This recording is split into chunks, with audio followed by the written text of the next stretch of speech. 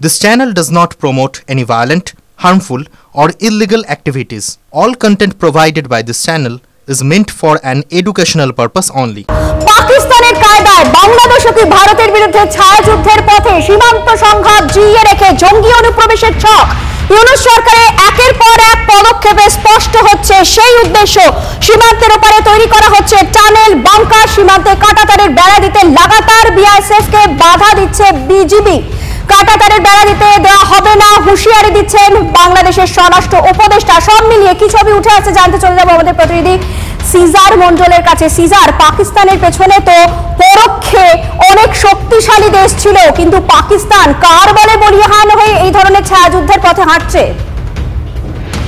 দেখো, দক্ষিণ এশিয়ার যে বর্তমান রাজনৈতিক যে প্রেক্ষিত আমরা দেখতে পাচ্ছি, সেখানে বাংলাদেশ কিন্তু অত্যন্ত গুরুত্বপূর্ণ এই মুহূর্তে। কারণ বাংলাদেশে এই তত্ত্বাবধায়ক সরকার যে পরিস্থিতিতে দাঁড়িয়ে রয়েছে, সেখানে একাধিক দক্ষিণ এশিয়ার বৃহৎ শক্তি তারা কিন্তু বাংলাদেশের উপর নিয়ন্ত্রণ বজায় রাখার চেষ্টা করছে। অবশ্যই সেই জায়গা থেকে তাদের ভারত বিরোধিতার বিষয়টাকে আরো জোরালোভাবে না তুলে আনলে তাদের নিয়ন্ত্রণের পক্ষে কিন্তু সেটা সমস্যা। আমরা ইতিমধ্যেই দেখেছি পাকিস্তানের সঙ্গে বাংলাদেশের সম্পর্ক আরো ভালো হয়েছে। আগে যে তাদের যে সম্পর্ক কাট অফ হয়ে গেছিল, সেই জায়গাটাকে রিনিউ করা হচ্ছে এবং সেখান থেকে এই যে ছায়াযুদ্ধ পাকিস্তানের ক্ষেত্রে আমরা দেখেছি বিভিন্ন সময়ে যে টানা ছায়াযুদ্ধ চালিয়ে যাওয়া হয়েছে পশ্চিম ফ্রন্টে, ওয়েস্টার্ন ফ্রন্টে, ঠিক সেই ছবিটাই কিন্তু কোথাও এখানে সেটাই জোরালোভাবে উঠে আসছে যে লাগাতার সীমান্ত সংঘাত এবং তার পরবর্তীতে বাংলাদেশের তত্ত্বাবধায়ক সরকার যেভাবে ক্রমাগত সীমান্ত সংঘাতের মাত্রা বাড়িয়ে যাচ্ছেন এবং যেভাবে হুঁশিয়ারি দিচ্ছেন বা হুমকি দিচ্ছেন কাঁটাতারে বেড়া দিতে দেওয়া হবে না, এবং হাসিনা ভারত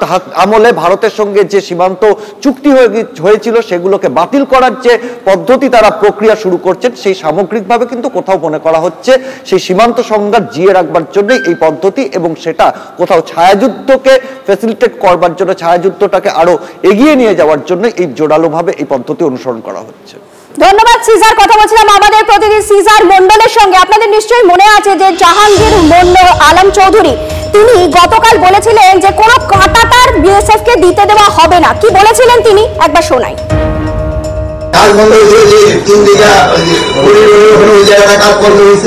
তারপরে তোমার ওই কাজ বন্ধ হয়েছে, নগর যে আছে ওই জায়গার কাজ বন্ধ, মানে যে কয় জায়গায় কাজ শুরু সব কটা জায়গায় কাজ বন্ধ। এই কাজ আমরা করতে দিব না, এই কাজগুলি করতে দিব না। অধিকাংশ ক্ষেত্রে শরীরের অধিক গুরুত্ব কাঁটাতার বেড়ানোর সুযোগ থাকা সত্ত্বেও কোনো কোনো করে না। আবার অনেক জায়গায় তারা ওই বলেন না হাই পাওয়ার বসানো উচিত না। আমাদের বর্ণনের প্রচুর শক্তি আছে এবং আমার জনগণ হলে আমার বড় শক্তি। বিভিন্ন জায়গায় তো সমস্যা করার চেষ্টা করবে, বাট আমরা যেভাবে ফলে বলে কৌশলে যেভাবে এই সমস্যার সমাধান। পাকিস্তানের কায়দায় বাংলাদেশও কি ভারতের বিরুদ্ধে ছায়াযুদ্ধের পথে? সীমান্ত সংঘাত জিইয়ে রেখে জঙ্গি অনুপ্রবেশের ছক চলছে লাগাতার। ইউনূস সরকারের একের পর এক পদক্ষেপে তা স্পষ্ট হচ্ছে। সীমান্তের ওপারে তৈরি করা হচ্ছে টানেল, বাংকার, বিভিন্ন জায়গায় মাটি খুঁড়ে গর্ত তৈরি করা হচ্ছে। সেরকম ছবি উঠে আসছে। সীমান্তে কাঁটাতারের বেড়া দিতে লাগাতার বিএসএফ কে বাধা দিচ্ছে বিজিবি। কাঁটাতারের বেড়া দিতে দেওয়া হবে না হুঁশিয়ারি দিচ্ছেন বাংলাদেশের স্বরাষ্ট্র মন্ত্রকের উপদেষ্টা। হাসিনার আমলে করা সীমান্ত চুক্তি বাতিলের পরিকল্পনাও করছে ইউনূস সরকার। ফেব্রুয়ারিতে বিল পাসের উদ্যোগ। সব মিলিয়ে সীমান্তে একটা অশান্তির পরিবেশ জিইয়ে রাখার চেষ্টা করছে বাংলাদেশ। প্রাক্তন এনএসজি কর্তা দীপাঞ্জন চক্রবর্তী এই মুহূর্তে আমাদের সঙ্গে রয়েছেন। দীপাঞ্জন বাবু, আপনাকে স্বাগত জানাই। যে প্রশ্নটা বারবার করে উঠছে, পাকিস্তানের কায়দায় কি এবার বাংলাদেশও ভারতের বিরুদ্ধে ছায়াযুদ্ধের পথে? দেখুন, এটা আমি বহুবার বলেছি, আপনাদের চ্যানেলেও বলেছি যে পাকিস্তানের কায়দায় এই জন্যই কারণ বাংলাদেশ যা কিছু করছে পাকিস্তানের পরিকল্পনার মতো, পাকিস্তানের নির্দেশ অনুযায়ী। তো বাংলাদেশ যা এটা এক্সপার্টাইট করছে বা ইমপ্লিমেন্ট করছে, তো বাংলাদেশ তো পাকিস্তানের কায়দাতেই ছায়াযুদ্ধ করবে। এই যে যুদ্ধের হুঙ্কার টুঙ্কার চলছে, এগুলো বাজে কথা। যুদ্ধ হবে না, প্রক্সি ওয়ার, ছায়াযুদ্ধ বা সন্ত্রাসবাদের আমদানি করিয়ে রপ্তানি করবে ভারতবর্ষে এবং সন্ত্রাসবাদের ঘটনা, নাশকতামূলক ঘটনাগুলো ঘটাবে, বিশেষ করে পশ্চিমবঙ্গ এবং আসামের সীমান্তবর্তী জেলাগুলো থেকে। এটা নিশ্চিত, এরা চেষ্টা ডেফিনেটলি করবে এবং সেটাই দেখা যাচ্ছে। এবং দীপাঞ্জন বাবু একটা জিনিস লক্ষ্য করে দেখুন, লাগাতার কিন্তু একটা উস্কানিমূলক কাজকর্ম চলছে বাংলাদেশের তরফ থেকে, কারণে ওখানে উস্কানি দেওয়া হচ্ছে এবং সেখানে বিএসএফ যথেষ্ট সংযত হয়ে পদক্ষেপ নিচ্ছে। না দেখুন, এটা তো আমরা বারবার বলেছি যে প্ররোচনা দেবে এবং প্ররোচনার মাত্রাটা, তীব্রতা এগুলো 20 জানুয়ারির আগে আরো বাড়বে। আমি 20 জানুয়ারি ডেডলাইনটা দিচ্ছি, কারণ ডোনাল্ড ট্রাম্প সরকারিভাবে আমেরিকার রাষ্ট্রপতি হচ্ছে 20 তারিখ, এবং ডোনাল্ড ট্রাম্পের যে ঘোষিত নীতি জিহাদের বিরুদ্ধে এবং ভারতের সপক্ষে, সেটা আরো ভালোভাবে ওগুলো ইমপ্লিমেন্ট হবে এবং বাংলাদেশ তার আগেই যা করার করছে, প্ররোচনা দিচ্ছে। যদি ওই বিএসএফ আত্মরক্ষার জন্য কোন রকম গুলি চালায়, কোন রকম বাংলাদেশি নাগরিক, সে অনুপ্রচারকারী হোক আর সন্ত্রাসবাদী হোক, এন্ড অফ দ্য ডে বাংলাদেশের নাগরিক, তার যদি কিছু হয়ে যায়, বাস ওই একটা লাশ দরকার, তখন সেই জানিয়ে আবার নতুন করে রাজনীতি শুরু হয়ে যাবে। অনেক ধন্যবাদ দীপাঞ্জন বাবু। কথা বলছিলাম প্রাক্তন এনএসজি কর্তা দীপাঞ্জন চক্রবর্তীর সঙ্গে। এদিকে ঢাকা ইসলামাবাদ ঘনিষ্ঠতার আরো এক ধাপ, বাংলাদেশের ব্যবসা বাড়ানোর আগ্রহ প্রকাশ পাকিস্তানি ব্যবসায়ীদের। ব্যবসা বাণিজ্য বাড়াতে সরাসরি বিমান চান পাকিস্তানি ব্যবসায়ীরা, তবে ভিসা জটিলতা ও সরাসরি বিমান না থাকায় তা পূর্ণ মাত্রা সম্ভব হচ্ছে না। এসব জটিলতা মেটানোর জন্যই তাই রবিবার ইউনূস সরকারের বাণিজ্য উপদেষ্টার সঙ্গে বৈঠকে বসেন পাকিস্তানের ব্যবসায়ীরা। বৈঠকে ছিলেন ঢাকায় নিযুক্ত পাকিস্তানের হাই কমিশনার সৈয়দ আহমেদ মারুফ।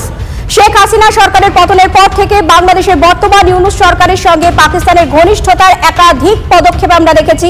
ইতিমধ্যেই পাকিস্তানের করাচি থেকে সামগ্রী সহ আসা জাহাজ চট্টগ্রামে নোঙর করার ঘটনা দুই দেশের সখ্যতার নতুন অধ্যায়ের শিলমোহর দিয়েছে।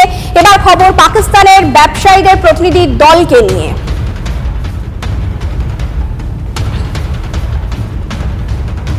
বাংলাদেশে অনুপ্রবেশ ঠেকাতে সীমান্তে তৈরি মহিলা ব্রিগেড। মালদার সুখদেবপুরে সীমান্তে মহিলারা নিজেদের সুরক্ষায় হাতে অস্ত্র তুলে নিচ্ছেন। অনুপ্রবেশের চেষ্টা হলে লাঠি, বটি, হাসুয়া হাতে তারা।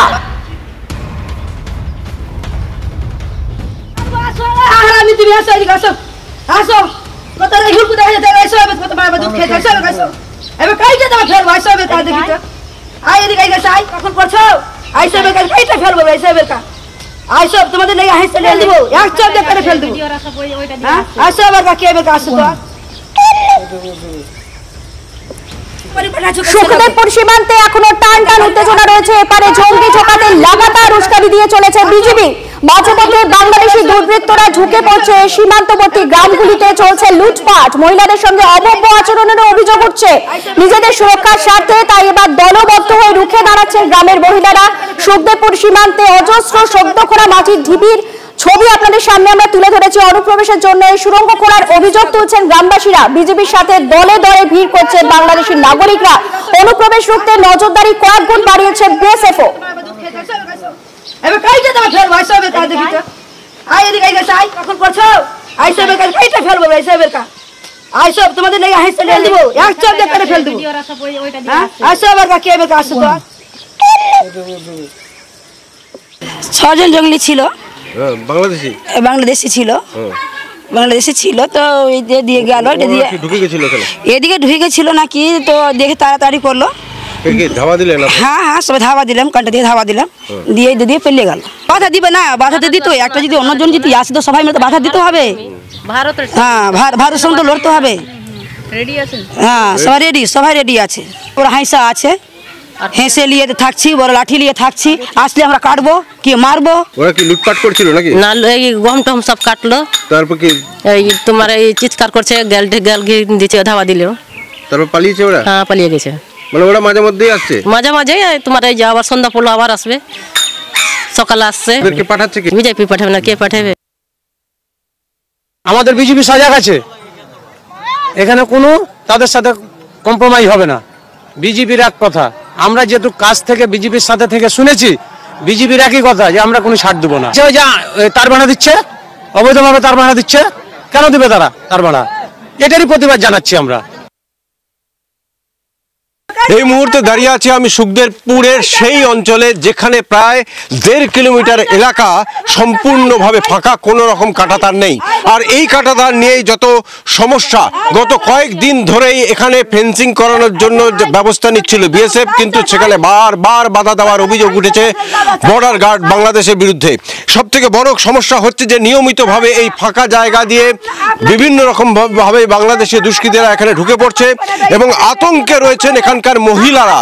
সবচেয়ে বড় বিষয়, সুখদেবপুরের গ্রামবাসীরা তো আছেই, এই মুহূর্তে যে সেখানকার যারা মহিলা, হ্যাঁ, সে মহিলা তাদের বয়স 10 থেকে 50, এমন বিভিন্ন বয়সী মহিলারা তারা একজোট হচ্ছেন, তারা গ্রামে বৈঠক করছেন এবং সেই নিরাপত্তার, নিজেদের নিরাপত্তার দায়িত্বে তারা হাতে অস্ত্র নেওয়ার চেষ্টা করছেন এবং বাধ্য হচ্ছেন তারা, কারণ নিয়মিতভাবে এই ফাঁকা জায়গা দিয়ে ঢুকে পড়ছে। যদি এটা শৌচকর্মের জন্য কখনো ভোরবেলা তাদের বেরোতে হয়, সন্ধ্যেবেলায় সন্ধ্যা আরতি দিতে বেরোতে হয়, সেই সময় কিন্তু হামলা চালানো হয়। এই যে দেখা যাচ্ছে ফাঁকা জায়গা, এই ফাঁকা জায়গা দিয়ে তারা ঢুকে পড়ে। এই মুহূর্তে এখন কবে কাঁটাতার লাগানো হবে, কবে কি হবে, এখনো পর্যন্ত পুরো বিষয়টা মানে অস্পষ্টই রয়েছে। বিএসএফ এবং বর্ডার গার্ড বাংলাদেশ বারবার বৈঠক করছে, কিন্তু বারবার সেই একই বর্ডার গার্ড বাংলাদেশের বিরুদ্ধে প্ররোচনা দেওয়ার অভিযোগ উঠছে, বারবার এই জায়গাতে লোক ঢোকানোর অভিযোগ উঠছে। এখনো পর্যন্ত কিন্তু কবে কাঁটাতার লাগানো হবে, কবে এই মানুষরা নিরাপদে একটু শান্তিতে ঘুমোতে পারবে, সেই প্রশ্ন থেকেই যাচ্ছে। মালদা সুখদেবপুর থেকে ক্যামেরায় মুজিবুর শেখের সঙ্গে শুভতোষ, TV9 বাংলা।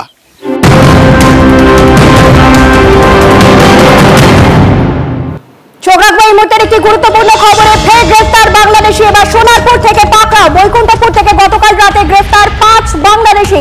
সোনারপুরে একটি বাড়ি ভাড়া নিয়ে থাকতো তারা, কাজ করত পোশাক তৈরির কারখানায়। বাড়ির মালিক পলাতক। এরা এখানে থাকতো? হ্যাঁ, এইখানটা এসে রাতে দেখি থাকতো, সকালে যেত আবার রাতে এসে থাকতো। মানে আপনারা তো প্রতিবেশী, কত বছর ধরে দেখছেন? হ্যাঁ, দেখছি 4-5 বছর ধরে আসা যাওয়া করছে, এটাই হচ্ছে। মানে আপনারা জানতেন ওরা বাংলাদেশের লোকজন? মানে জানতো, এবার বাংলাদেশি কি জানি না, এটাও জান সব কে কি কাজ করছে আমি কি করে জানো কে বাংলাদেশি কি এখানকার লোক, বা আরো তো অনেক আমাদের ইন্ডিয়ার মধ্যে অনেক জায়গা আছে, এটা আমরা কি করে জানো। পুলিশ এসেছিল এখানে? হ্যাঁ, পুলিশ এসে তো দেখলাম তো সন্দেহই গেল।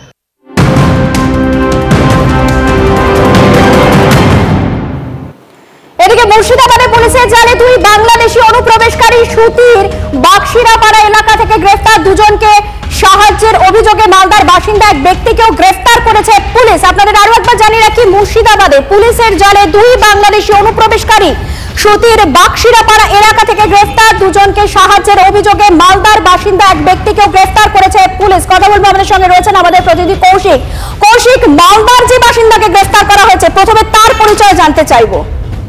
দেখো, যে ভারতীয় বাসিন্দা যাকে গ্রেপ্তার করা হয়েছে তার সঙ্গে কিন্তু যোগাযোগ রেখে ওই 2 বাংলাদেশি ভারতে প্রবেশ করছিল এবং তাদের থাকার ব্যবস্থা করছিল বলে এমনটাই জানা যাচ্ছে। তবে এখনো পর্যন্ত বিষয়টি স্পষ্টভাবে পুলিশ জানিয়েছে 2 জনকে যে বাংলাদেশি গ্রেপ্তার হয়েছে তারা কিন্তু ভারতে আসার ছক করছিল এবং সেখানে এবং যখন গতকাল ঘোরাফেরা করছিল সেই সময় সন্দেহ হলে পুলিশ তাদের গ্রেপ্তার করে আর তাদের আদালতে পাঠানো হয়। তবে একের পর এক যে বাংলাদেশি অনুপ্রবেশকারীর ঘটনা ঘটছে, সেখানে প্রশ্ন উঠছে যে কিভাবে এরা প্রবেশ করছে এবং এই যে ভারতীয় যে বাসিন্দা গ্রেপ্তার হয়েছে সেক্ষেত্রে দেখা যাচ্ছে তিনি কিন্তু জাল নথিপত্র তৈরি করার কাজে যুক্ত আছে কিনা সেই বিষয়টিও খতিয়ে দেখা হচ্ছে। ধন্যবাদ কৌশিক, পরিস্থিতির দিকে নজর রাখো।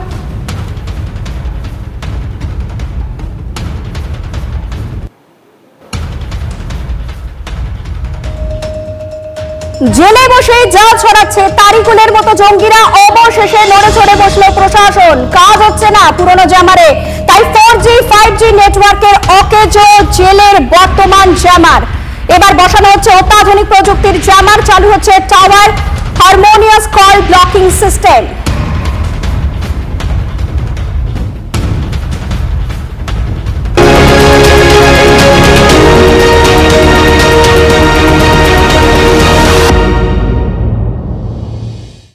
প্রয়াগে মানুষ যখন চান পুণ্য অঞ্চলে, সাগরে তখন আসেন পাপ ধুয়ে ফেলতে। কুম্ভ যদি হিন্দু ধর্মাবলম্বীদের কাছে সবচেয়ে পবিত্র তীর্থ হয়, গঙ্গাসাগর তবে কিন্তু দ্বিতীয় স্থানে রয়েছে।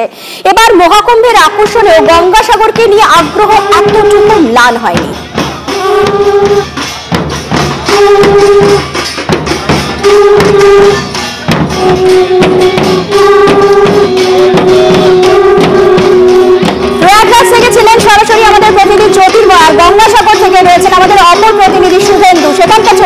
সামনে একটু তুলে ধরার চেষ্টা করি। আগামীকাল সেই পুণ্যতিথি এবং মকর স্নান, তো তার আগে কি ছবি উঠে আসছে? দেখো, আমি ক্যামেরা পার্সনকে বলবো দেখানোর জন্য যে আমার ঠিক পিছনে এটা 2 নম্বর রাস্তা। 2 নম্বর রাস্তায় কিন্তু মানুষের ঢল নামতে শুরু করেছে, কারণ আর কয়েক ঘন্টার পর মকর সংক্রান্তির পুণ্য স্নান। এই পুণ্য স্নানের যোগ শুরু হবে। গত 1 বছর ধরেই কিন্তু ভিন রাজ্যের এই সমস্ত দেশের বিভিন্ন প্রান্তের মানুষেরা তারা অপেক্ষা করেছিলেন, কারণ গঙ্গা সাগরে আসেন পুণ্যার্জনের জন্য, সাগরে ডুব, কপিলমণি মন্দিরে পুজো, তারপর বাড়ি ফেরত। সেটাই সেই অপেক্ষাটা কিন্তু আর কয়েক ঘন্টা, ফলে মানুষজন কিন্তু গঙ্গাসাগরের একেবারে প্রাঙ্গণে তারা আসতে শুরু করে দিয়েছে। এরপর মানুষজন তারা সমুদ্রের দিকে এগিয়ে যাবে এবং একে একে কিন্তু আর কয়েক ঘন্টা পর ঠিক ভোর থেকে সমুদ্রে তারা স্নান সেরে তারা কিন্তু পুণ্যার্জনের আশায় তারা আবারও চলে যাবে কিন্তু কপিলমণি মন্দিরের দিকে পুজো দেবে। ফলে পুলিশ প্রশাসনের পক্ষ থেকে ইতিমধ্যে শেষ মুহূর্তের সমস্ত রকম প্রস্তুতি সেরে ফেলা হয়েছে, কারণ প্রত্যেকটা ড্রপ গেটে পুলিশ কর্মীদের মোতায়েন করা হয়েছে এবং কাতারে কাতারে পুণ্যার্থী তারা কিন্তু স্নান সেরে এবং স্নানের জন্য নতুন করে তারা কিন্তু আসছেন এই গঙ্গাসাগর মেলায়।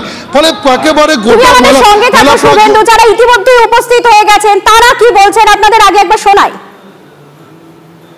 হয়ে গেছে, এবার পূজা করতে যাবো, মা ডাকলে আবার আসবো, যতদিন বাঁচবো আসবো, মা যদি কৃপা করে আবার আসবো মায়ের কাছে।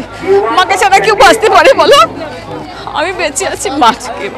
बहुत ही वंडरफुल फीलिंग है, बहुत ही अच्छा है, सारा मैनेजमेंट, सारा पूरा व्यवस्था बहुत ही अच्छा लगा, दिल को खुशी मिला, एक शांति मिला। वो लोग कहते ही नहीं है कि सारे पाप धुल जाते हैं, वैसा वाला था। फैमिली के साथ तो दोबारा आना ही चाहेंगे, वो तो एक कहावत है ना, हर तीर्थ बार बार गंगा सागर एक बार। गंगा सागर में नहाने में हम लोगों को बहुत अच्छा लगा, बहुत आनंद मिला नहाने में, काफ़ी साफ सुथरा वो सुंदर अच्छा व्यवस्था था यहाँ पे। बहुत अच्छा है माहौल यहाँ का, नहावन बहुत अच्छे से हुआ, कल का नहावन है बहुत अच्छा, बहुत सुविधा, बहुत सबसे बहुत अच्छा है। প্রত্যেক বছর লক্ষ লক্ষ ভক্ত সমাগম হয় এই গঙ্গাসাগরে, কিন্তু এই বছর কিছু বাড়তি নিরাপত্তা গ্রহণ করা হয়েছে। আমরা আরো একবার চলে যাব আমাদের প্রতিনিধি শুভেন্দুর কাছে। শুভেন্দু, যে কথা বলছিলাম যে প্রত্যেক বছর লক্ষ ভক্ত সমাগম হয়, কিন্তু এবছর একটু বাড়তি নজরদারি চালানো হচ্ছে, বাড়তি বিশেষ কিছু ব্যবস্থা গ্রহণ করা হয়েছে যাতে কোনো ধরনের অপ্রীতিকর পরিস্থিতি তৈরি না হয়। কি ধরনের নজরদারি চোখে পড়ছে? দেখো, আমি ক্যামেরা পার্সনকে বলবো দেখানোর জন্য যে প্রত্যেক 2 নম্বর রাস্তায় প্রত্যেকটা ড্রপ গেট রয়েছে, ছোট ছোট বাঁশের ড্রপ গেট। সেখানে কিন্তু পুলিশ কর্মীদেরকে দাঁড় করে দেওয়া হয়েছে, যখন ভিড় আসছে সেই ভিড় সামাল দেওয়ার জন্য সেই ড্রপ গেটগুলোকে ফেলে দিয়ে ভিড় আটকানো হচ্ছে। এছাড়াও প্রায় 60টার বেশি ওয়াচ টাওয়ার তৈরি করা হয়েছে, এই ওয়াচ টাওয়ার দিয়ে নজরদারি চালানো হচ্ছে সমুদ্র তটে। এছাড়াও কিন্তু ড্রোনের মাধ্যমে সিসি ক্যামেরা প্রায় 1150টি সিসি ক্যামেরা লাগানো হয়েছে গোটা মেলা প্রাঙ্গণ জুড়ে। এছাড়াও জায়ান্ট স্ক্রিন এবং হেলিকপ্টারের মাধ্যমে কিন্তু রোগী যারা অসুস্থ হয়ে পড়ছে সেই সমস্ত অসুস্থ তীর্থযাত্রীদেরকে নিয়ে যাওয়া হচ্ছে তাদের কলকাতার হাসপাতালে। ফলে গঙ্গাসাগর মেলায় সমস্ত রকম যেমন শৌচাগার, এছাড়াও ক্লিন গঙ্গাসাগর মেলা ব্যবস্থা গ্রহণ করা হয়েছে প্রশাসনের পক্ষ থেকে। আপাতত তোমাকে ধন্যবাদ শুভেন্দু।